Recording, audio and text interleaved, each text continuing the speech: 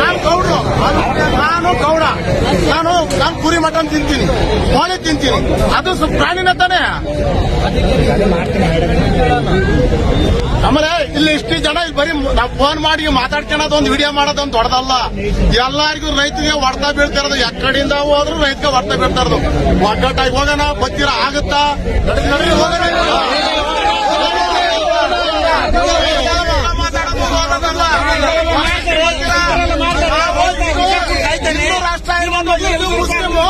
ಗಾಂಧಿ ನೆಹರು ಮಾಡಿರೋದು, ಗಾಂಧಿ ನೆಹರು ಮಾಡಿರೋದು, ಹಿಂದೂ ಮುಸ್ಲಿಂ ವಾಸ ಮಾಡಕ್ ಮಾಡಿರೋದು ಗಾಂಧಿ ನೆಹರು ಮಾಡಿರೋದು.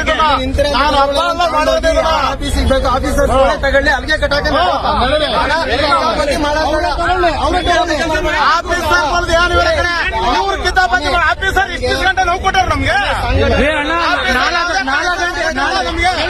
4 ಗಂಟೆ ರಾತ್ರಿಗೆ 2 ಪೊಲೀಸರು ಗಾಡಿಗಳನ್ನ ಹಿಡಿತಿದ್ರು. 4 ಗಂಟೆ ರಾತ್ರಿಗೆ ಪೊಲೀಸರು ಗಾಡಿಗಳನ್ನ ಹಿಡಿತಿದ್ರು.